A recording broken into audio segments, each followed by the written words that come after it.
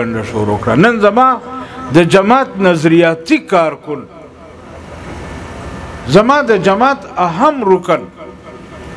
هغه هم سوچ او فکر دا جوړ شوی دی چې د جمعیت علما اجلاس ته تلل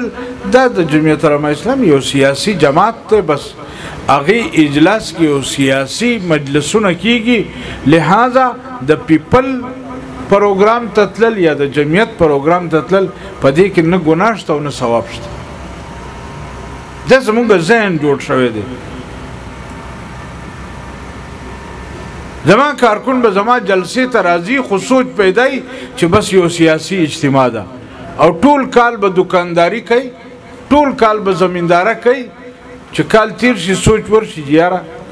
دا خپل اعمال هم صحیح کول غواړي، څه د جنت دپاره هم ګټل غواړي، نو بیا څه وکړي؟ یا تبلیغي جماعت سره چیله ولګوي یا کال ولګوي یا 4 میاشتې ولګوي. ذهن دا جوړ دی چې دا د دین کار دی،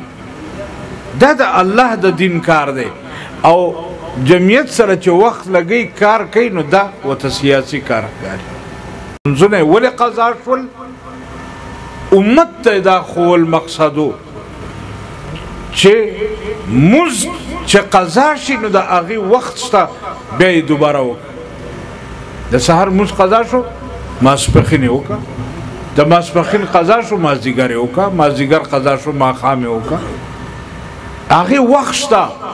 خو که چیرې په دنیا باندې د کفر نظام راغی نو بیا د هغې قضا نشته. لہذا اجتماعي عمل دا انتهایی ډیر ضروری دی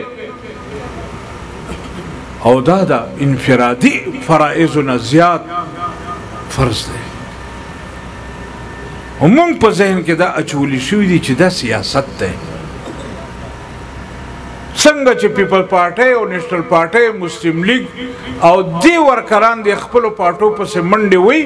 او جلوس جلسې ته ځي، دغه رنګې جمعیت علما کارکن هم دا سوچ دی چې بس دغه رنګې موږ هم د جمعیت علما په جلوس او په میټینګ او په اجلاس کې شریک کیږو. نه،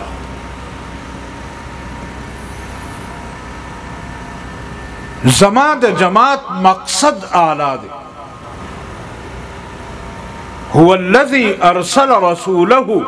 بالهدى ودين الحق ليظهره على الدين كله. دا الله دین په ټولو ادیانو باندې غالبول دا د هر مسلمان فرض دی. خو مونږ دا فرق خلکو ته نه دی ښوولی. مونږ په خپله اطمینان نه حاصلیږي چې یاره واقعي دې جمعیت کې به لکه دونه ګټه وي، واقعي دا جمعیت په د الله دین دپاره کار کوي، ولې عالمي سطح باندې کفر دا مذهب او دا دین دومره بدنامه کړی دی. دما قدرمند او عزتمند ده. زه اکثر دې ملګرو ته په دې امریکا کې دا مسلمانان مونځ کوي که نه کوي؟ ها کوي که نه؟ هغې باوجود امریکا راځي او په افغانستان کې د طالبانو حکومت ختمی، دلته روس راځي او د افغانیانو خلاف جنگ کوي، دلته یورپ راځي او د طالبانو خلاف جنگ کوي. نو دما قدرمند او عزتمند ده که د مانځه جګړه وي، که د روژې جګړه وي، نو بیا به دوی څه کول چې دلته په دې مسلمانانو پسې راتله؟ هلته د مسلمانان مونځ نه کوي، خو دوی نه کړه منې. خو مسله د مانځه او د روژې نه ده، مسله د نظام ده چې طالبان دلته کم نظام غواړي، د هغې نه عالمي کفر ته خطره ده. زما د اسلامي نظام متعلق او بیا د ما قدرمند عزتمند جناب رسول الله صلی الله علیه وسلم چې کله پیغمبر نو 40 کاله په مکه مکرمه کې و، د چا سره هیڅ دشمني نه و، خپل د خدای عبادت پې کوو، منځونه به هم کول، روژې به هم نیولې، هیڅ چا سره هیڅ دشمني نه وه. خو د ما قدرمند او عزتمند چې کله نبوت ورته میلاو شو، کله د الله دین د خلق راغوښتلو موقع راله،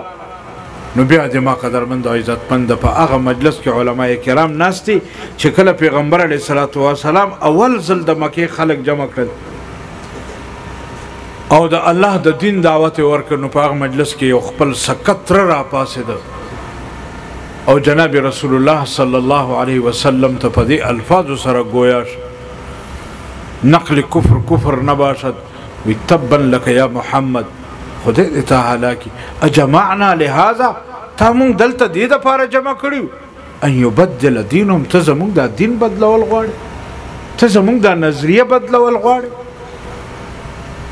او یو ګټه یې راواغېسته او جناب رسول الله صلی الله علیه وسلم باندې ګزار وکړو د هغې نه پس د مکې ښځو به په کور کې ګند جمع کوو چې کله به جناب رسول الله صلی الله علیه وسلم په هغه کوسه په هغه ګلی باندې تېرېدو له پاسه به یې د کور ګند ټول پرې راواچوو بیا داسې دشمني شول جناب رسول الله صلی الله علیه وسلم ته به یې په لارې کې غنې اچولې نو زما قدرمند او عزتمنده که په مانځه وې که په روجې دشمني وې نو د 40 کاله خو هم پیغمبر علیه صلات وسلام په دې مکه کې عبادتونه کول خو مسله د نظریې مسله د دین مسله د عقیدې دغه تحفظ دی جمعیت علماء اسلام دا غواړي چې په دې ملک نظام د الله راشي لہذا جمعیت علماء اسلام تجزیه له دې نورو پاټو سره مه کوئ جمعیت علماء اسلام د خپلو اکابرینو سوچ مطابق د عالمي کفر خلاف زما قدرمند او عزتمنده هلې ځلې کوي لګیا ده او زما قدرمند او عزتمند دا مفتی محمود کانفرنس چې مونږ کوو